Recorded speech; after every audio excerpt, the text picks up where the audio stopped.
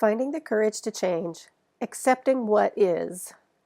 When we are young, we struggle to understand our world. We have a biological need to fit into our family of origin. We need them to survive. If the family members are dysfunctional, we also develop some dysfunctional ideas. There's no way that we could avoid that.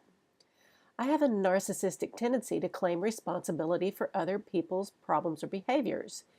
If I were a good person, then that other wouldn't be so angry, sad, or difficult.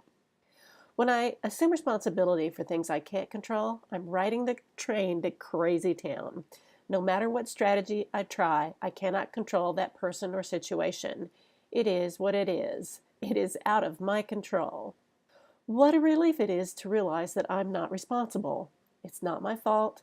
I didn't cause it. I can't control it. I do not have power over anything that is not me. It is what it is.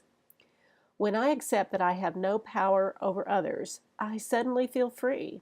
It is what it is. The sun's going to rise, and I don't have to make that happen. The birds are going to sing all by themselves. And that person, situation, or disease over there is none of my business. What is my business?